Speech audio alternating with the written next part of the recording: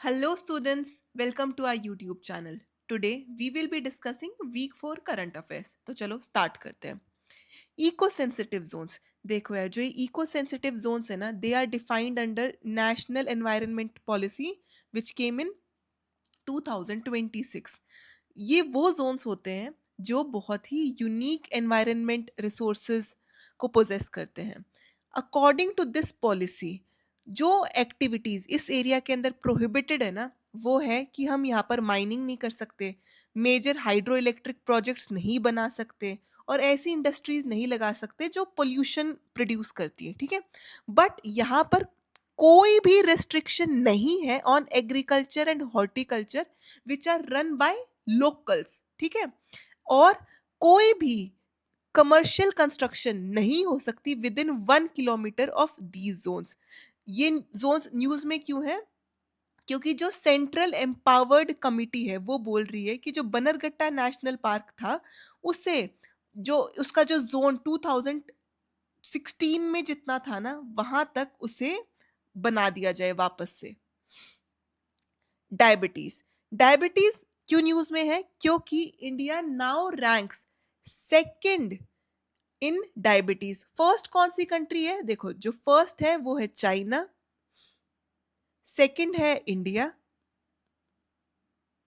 Third in ranking है USA.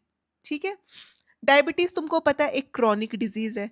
Diabetes कब होती है? या तो हमारी बॉडी में इंसुलिन का प्रोडक्शन ही नहीं हो रहा, या फिर हम उस इंसुलिन का अच्छे से यूज नहीं कर पा रहे, उसका इनइफेक्टिव यूज हो रहा है. ठीक है, हाइपरग्लाइसेमिया क्या एक टर्म है? हाइपरग्लाइसेमिया तब बोला जाता है जब आपकी बॉडी में शुगर लेवल रेज हो जाती है. ठीक है, अब देखते हैं कि टाइप्स ऑफ डायबिटीज क्या होती है. टाइप 1 डायबिटीज में ना, जो इंसान होता है वो इंसुलिन डेफिशिएंट होता है, मतलब इंसुलिन प्रोड्यूस ही कम हो रहा है. टाइप 2 में क्या होता है कि इंसुलिन तो प्रोड्यूस हो रहा है बट आपकी बॉडी उसको यूज नहीं कर पा रही, your body is unable to use that insulin. Gestational diabetes. Gestational diabetes होता है प्रेग्नेंट वुमेन के अंदर ड्यूरिंग प्रेगनेंसी. ठीक है, अब जो एक नया टाइप ऑफ डायबिटीज आ गया है उसे बोलते हैं हम टाइप 5. ये किन के अंदर होता है? जो lean and mall nourished teenagers होते हैं ना, उनके अंदर टाइप 5 होता है. ये क्यों होता है? क्योंकि जो मतलब इसके होने के कारण क्या होता है, it causes pancreatic beta cells to function abnormally. तो जो हमारी बॉडी में बीटा सेल्स होती है ना पेनक्रियाज में, वो अबनॉर्मली फंक्शन करती है इन टाइप 5 डायबिटीज. देखो यार, अभी तुमको पता है कि ग्रीनलैंड कितना ज्यादा न्यूज में है. Greenland, Trump, USA. तो हमको ये पता होना चाहिए कि ग्रीनलैंड के अंदर यूएसए का एयर बेस कौन सा है. वो एयर बेस है Pituffik space base. Pituffik space base का पहले नाम होता था ठुले एयर बेस. ठीक है, ये है ना यूएस स्पेस फोर्स का बेस है इन ग्रीनलैंड. तुमको पता है ग्रीनलैंड ना पहले एक डेनिश कॉलोनी थी जो अभी करंटली ऑटोनोमस प्रोविंस बन चुकी है डेनमार्क का. ये जो जगह है ना Greenland, it is very rich in rare earth metals. ठीक है, तो अब देखो यार, अब ज्योग्राफी के पर्पज से देखें तो हमें पता होना चाहिए कि ग्रीनलैंड के आसपास कौन कौन से ओशियंस हैं या सीज हैं. नॉर्थ में देखो आर्टिक सी है, साउथ में एटलांटिक ओशियन है, वेस्ट में बैफिन बे है, ईस्ट में ग्रीनलैंड सी है. अगर तुम देखो तो साउथ ईस्ट में आइसलैंड कंट्री है, साउथ वेस्ट में तुम्हारा लैब्राडोर सी है. तो तुम्हें ना इसके आसपास ज्योग्राफिकल लोकेशंस और ओशियंस पता होने चाहिए. तो देखो एक बार दोबारा रिवाइज करते हैं.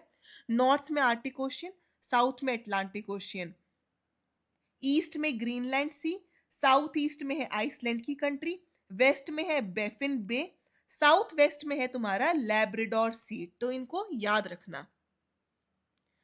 मर्कोसर.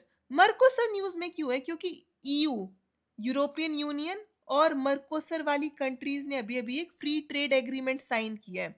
तो इस हिसाब से हमें पता होना चाहिए कि मर्कोसर किन कंट्रीज से मिलके बना है. ठीक है, मर्कोसर का पार्ट है अर्जेंटीना, ब्राजील, परग्वे, उरुग्वे, और जिसने रिसेंटली ज्वाइन किया है वो है बोलीविया.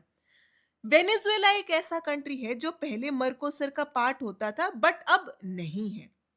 तो अब तुम्हें इनको याद रखना हो तो तुम इसको कैसे याद रखोगे? तुम इसको निमोनिक्स से याद रखोगे, BABU, बाबू डैश पी। इससे क्या हो गया?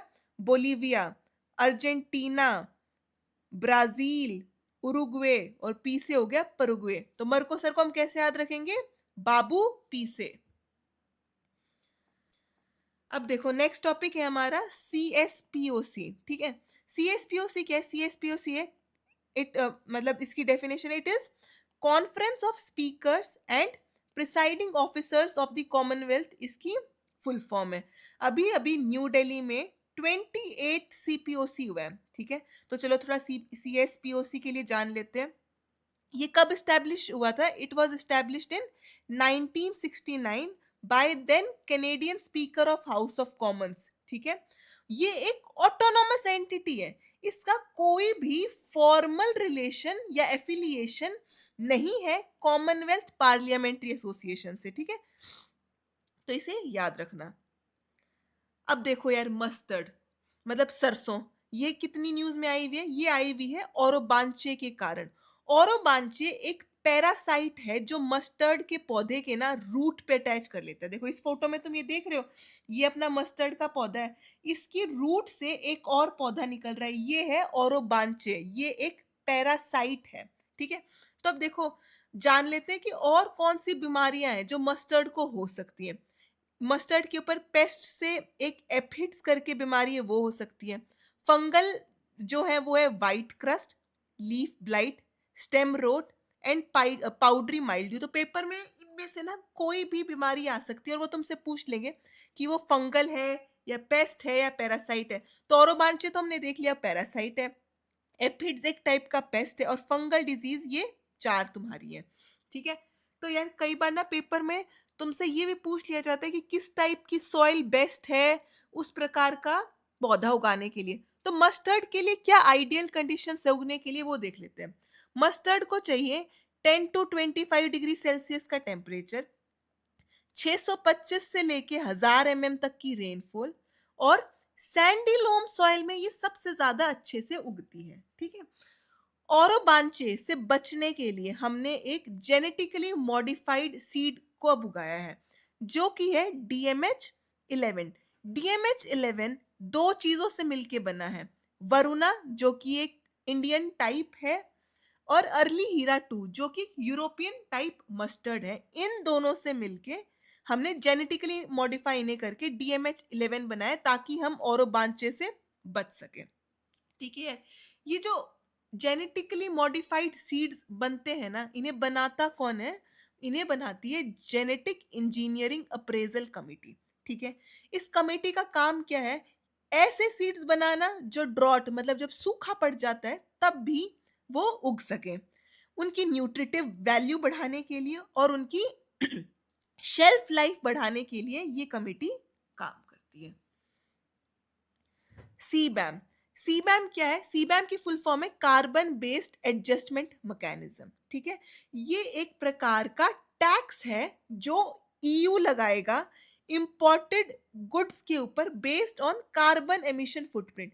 जिस प्रोडक्ट ने ज्यादा कार्बन एमिट किया है एटमॉस्फेयर के अंदर, उसके ऊपर सीबैम ज्यादा लगेगा। तो ये एक टाइप का टैक्स है which is because of carbon emission which is being put buy European union.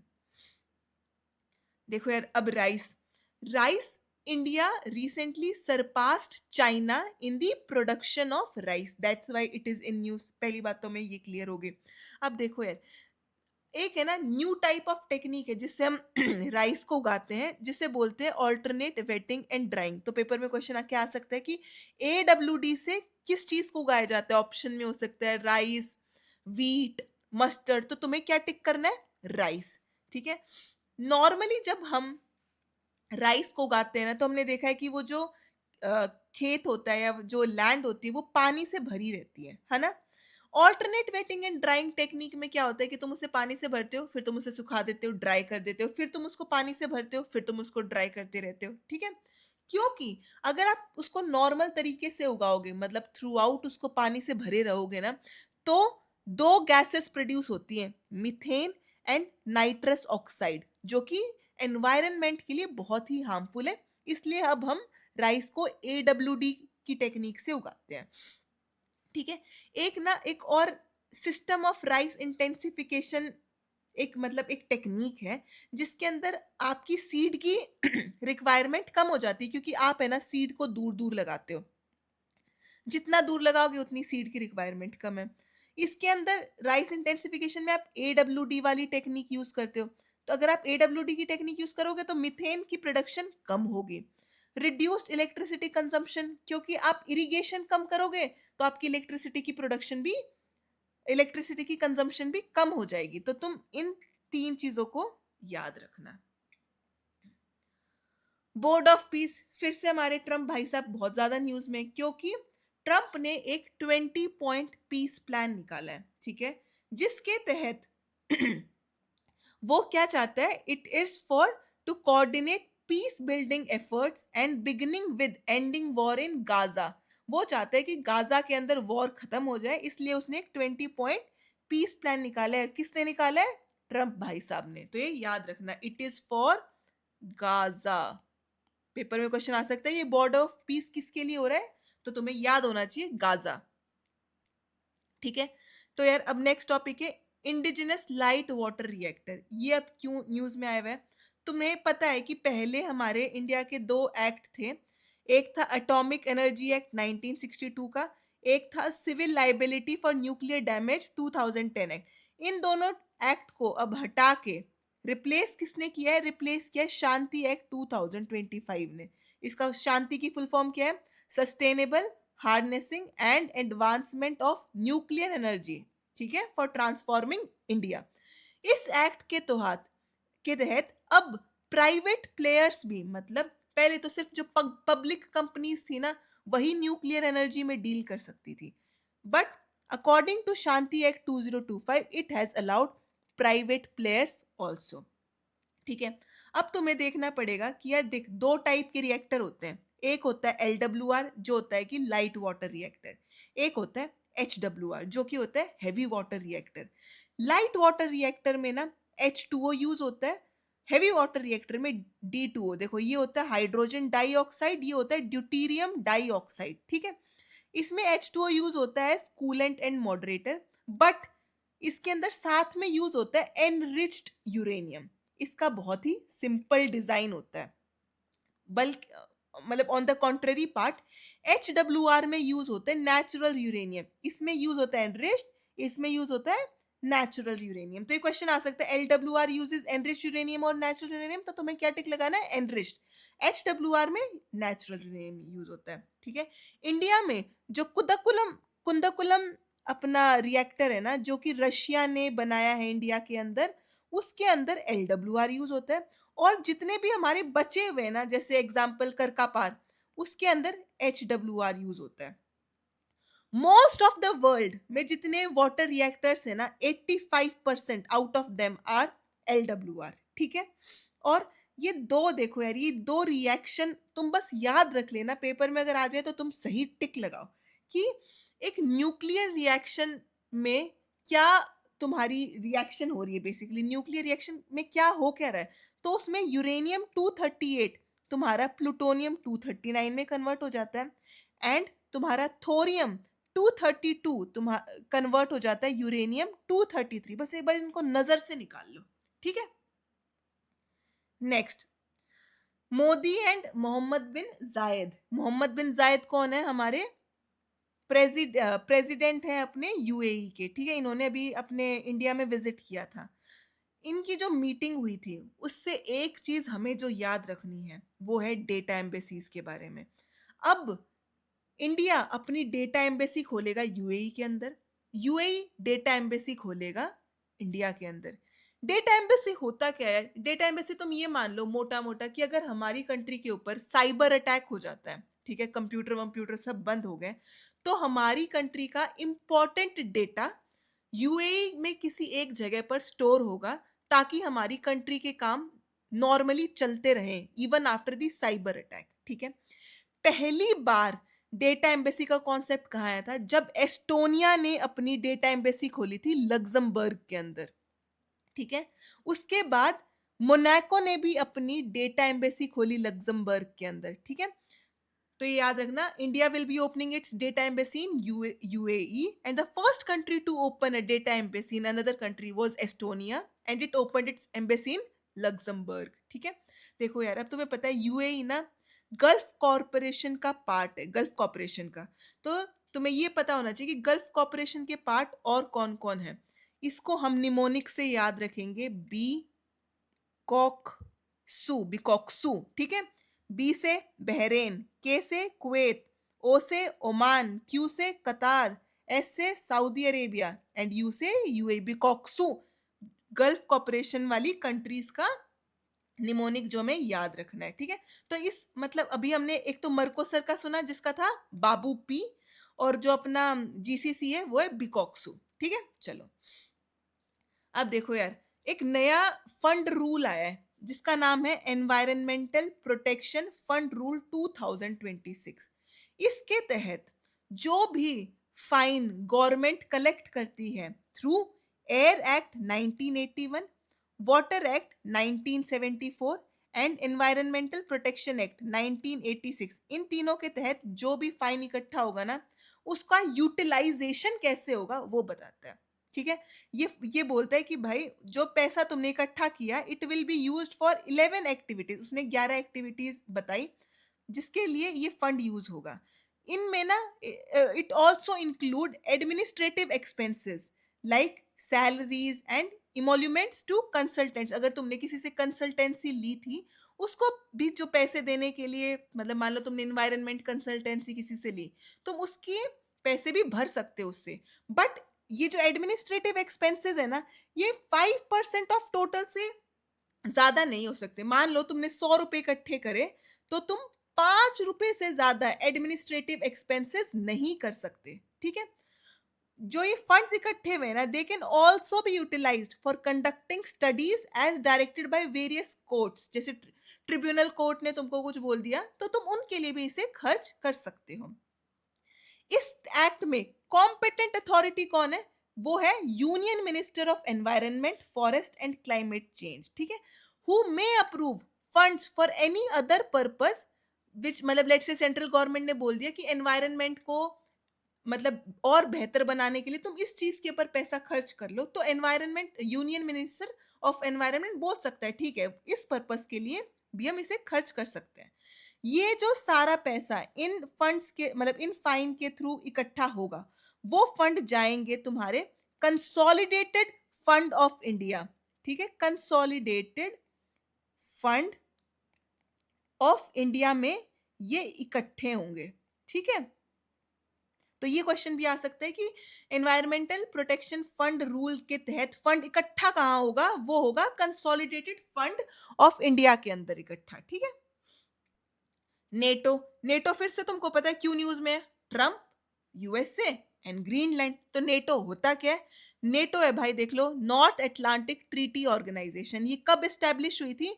It was established in 1945 इन, मतलब विद द वॉशिंगटन ट्रीटी के तहत नेटो आई थी। इसका हेडक्वार्टर कहाँ है? ब्रुसल्स, जो कि एक जगह है बेल्जियम में, ठीक है?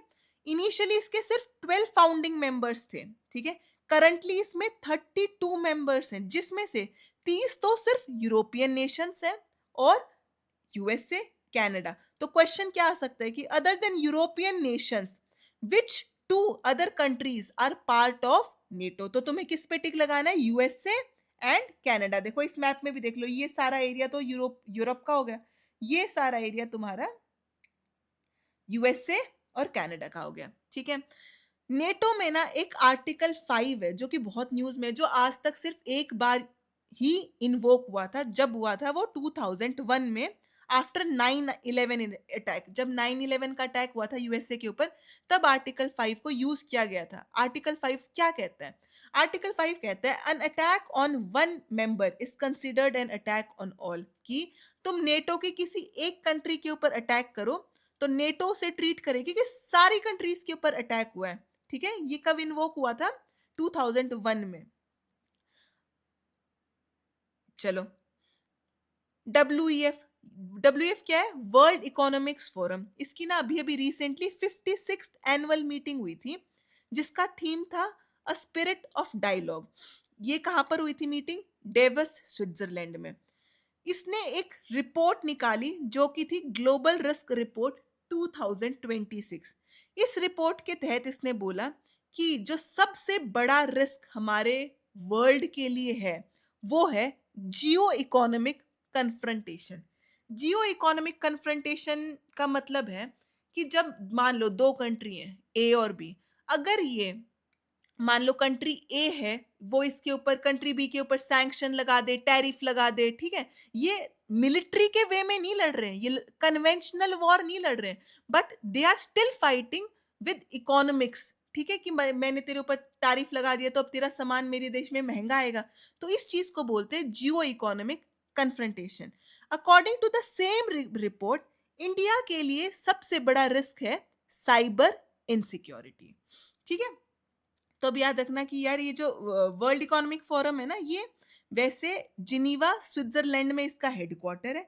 जो भी रिपोर्ट है, जो कि energy transition index, global competitiveness, global IT report, global gender gap report, global risk report, travel and tourism development index, ये सारी रिपोर्ट्स वर्ल्ड इकोनॉमिक फोरम निकालता है। तो क्वेश्चन क्या आ सकता है कि ग्लोबल रिस्क रिपोर्ट किसने निकाली? तो तुम क्या टिक लगाओगे? Global economic forum. Global IT report कौन निकाल रहा है? World economic forum. मोटा मोटा देखा जाए तो कोई भी रिपोर्ट जिसके आगे ग्लोबल आ रहा है ना, 80% चांस है कि वो WEF ने ही निकाली है, ठीक है? तो चलो, C295 देखो यार, C295 क्या है?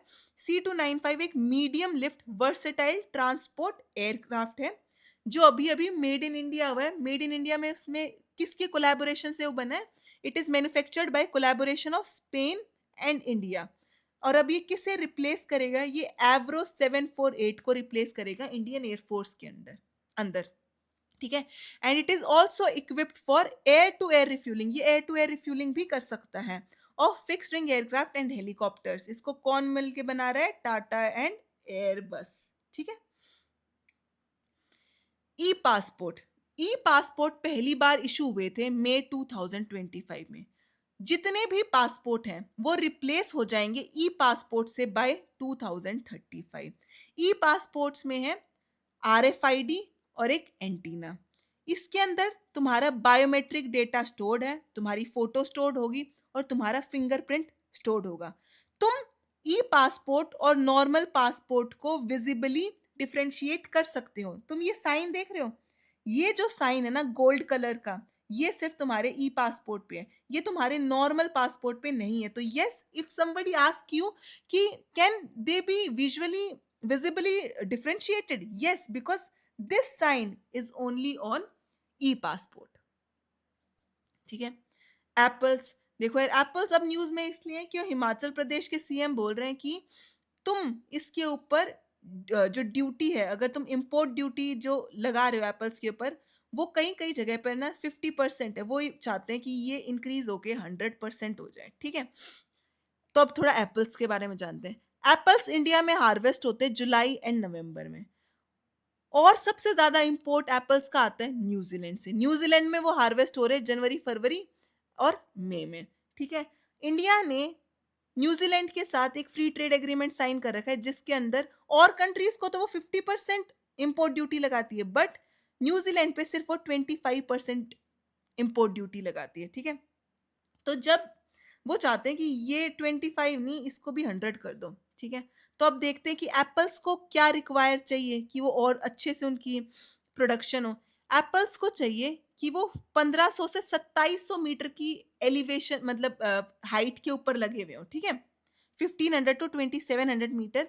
उनको 1000 से 1500 घंटे का चिलिंग पीरियड चाहिए जब आपका टेम्परेचर 7 डिग्री सेल्सियस से कम हो, है ना? और नॉर्मल ग्रोइंग सीजन टेम्परेचर इन्हें चाहिए 21 टू 24 डिग्री सेल्सियस। इन्हें चाहिए लोमी सॉइल जिसका पीएच 5.5 से 6.5 हो, ठीक है? गैंजेटिक डॉल्फिन्स, ये हमेशा ही न्यूज में रहते हैं क्योंकि इनका कभी ना कोई सर्वे होता ही रहता है। गैंजेटिक डॉल्फिन्स इंडिया की नेशनल एक्वेटिक एनिमल है which are declared as endangered. Endangered याद रखना, बाय IUCN। ये कहाँ कहाँ मिलती हैं? ये मिलती है गंगा में, ब्रह्मपुत्रा में, कर्णपुली में, मेघना नदी में। कौन से देशों में मिलती है? India, Bangladesh, Nepal and Bhutan. ठीक है। इन्हें कभी भी अमेज़न डॉल्फिन से कंफ्यूज मत करना। देखो ये देख रहे हो, ये अमेज़न डॉल्फिन है, इसको पिंक कलर डॉल्फिन भी बोलते हैं, इसे बोटो भी बोलते हैं। It is different from Gangetic river dolphin. ठीक है। विटामिन बी 12, तो यार देखो अभी अभी फिर से एक सर्वे हुआ था जिसमें पाया गया कि इंडिया में ना बहुत ज्यादा लोग विटामिन बी 12 डेफिशिएंट हैं। इसका कॉमन नेम है कोबेलामीन। ये नाम भी याद रखना, तो वो तुमसे पूछ सकता है कि ये कौन सा है, तो तुम्हें किस पे टिक लगाना है? विटामिन बी 12 के ऊपर। ठीक है। ये अगर किसी के अंदर ये डेफिशिएंट है तो उसको फटीग होगी, नर्व हेल्थ खराब होगी और उसको डेफिशिएंसी रिलेटेड प्रॉब्लम्स होती रहेंगी। याद रखना, देखो यार, दो तीन टाइप के विटामिन होते हैं, water soluble, fat soluble. Vitamin B 12 एक वाटर सोल्यूबल विटामिन है। ठीक है। It does not depend on other nutrients. कोई फर्क नहीं पड़ता तुम इस दवाई को खाना खा के ले रहे हो या बिना खाना खाए ले रहे हो, क्योंकि ये तो वाटर सोल्यूबल है। इसको फैट की रिक्वायरमेंट वगैरह नहीं है। ठीक है। निवोल्यूमब, यार इस ड्रग के बारे में ना अखबारों में बस यही लिखा आ रहा है कि ये एक ब्लॉकबस्टर कैंसर थेरेपी ड्रग है। तो पेपर में क्या आ सकता है कि this drug is used to cure what? It is used to cure cancer. ठीक है। देखो, नेशनल इलेक्ट्रिसिटी पॉलिसी, यार इसने भी अभी दो तीन स्टेटमेंट्स निकाली, वो स्टेटमेंट्स पढ़ लेते हैं। ये चाहती है कि भाई तुम्हारी पॉलिसी शिफ्ट हो जाए टू न्यूक्लियर पावर। तुम्हारा मतलब जो भी इलेक्ट्रिसिटी बन रही है वो न्यूक्लियर पावर की हेल्प से बने। It is pushing for small modular reactors, जो एसएमआर होते हैं ना, for direct use of nuclear power bye commercial and industrial companies, की वो डायरेक्ट खुद ही न्यूक्लियर पावर का यूज करने लग जाए। इंडिया का एक विजन है 2047, जिसके अंदर हमने बोला है कि हमारी न्यूक्लियर कैपेसिटी 100 गीगावाट होगी। अगर तुम हमारी आज की प्रेजेंट आउटपुट देखोगे, वो सिर्फ 8.8 गीगावाट ही है। ठीक है। चलो अब पढ़ते हैं IICDM। जो अभी इलेक्शन कमीशन ऑफ इंडिया है ना, उसने होस्ट किया था India international conference on democracy and election management 2026। कहाँ हुआ था? न्यू दिल्ली। इसकी थीम क्या थी? थीम थी democracy for an inclusive, peaceful, resilient and sustainable world. 45 countries I थी। इसके अंदर हमने मतलब इन 45 कंट्रीज ने अडॉप्ट किया है दिल्ली डिक्लेरेशन 2026। इसके अंदर 5 चीजें, एक बार इनको पढ़ लेते हैं। है purity of electoral polls, conduct of elections, research and publication, use of technology, training and capacity building. ठीक है। अब देखो यार, इलेक्शन कमीशन ऑफ इंडिया का पढ़ रहे हैं तो एक और चीज है international institute of democracy and electoral assistance. ये एक Sweden based inter governmental organisation है। 2026 को it was chaired by India, ये भी याद रखना। ठीक है। इसके अंदर एक ईसीआई नेट की वेबसाइट भी लॉन्च हुई थी।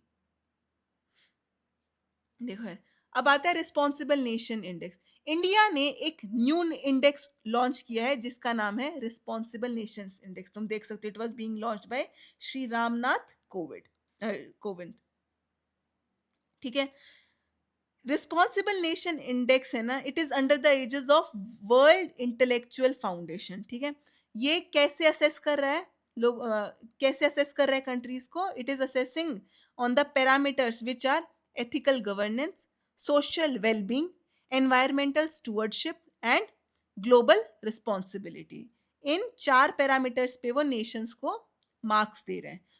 टॉप किसने किया है? सिंगापुर ने इस इंडेक्स के अंदर। ठीक है। अब पढ़ते हैं यार, Indo Pacific oceans initiative. Recently Spain ने भी इसे ज्वाइन किया है। इसको हम बोलते हैं IPOI। ठीक है। ये कब लॉन्च हुआ था? ये लॉन्च हुआ था नवंबर 2019 में, and it was launched by prime minister Modi at East Asia summit in Bangkok. ठीक है। जो IPOI है ना, it is build upon Sagar. Sagar is security and growth for all in the region. इसके 7 पिलर्स हैं, जैसे कि मेरीटाइम सिक्योरिटी में, marine ecology, science technology and academic cooperation, disaster risk reduction and management, capacity building and resource sharing, trade, connectivity and maritime transport, maritime resources. ठीक है, ये सारे इसके 7 पिलर्स हैं, किसके? आईपीओआई के। ठीक है, with this we are finished with week 4 current affairs. आशा करती हूँ कि आपको समझ आए होंगे। And do not forget to like, share and subscribe our channel. मिलते हैं next week. Thank you very much.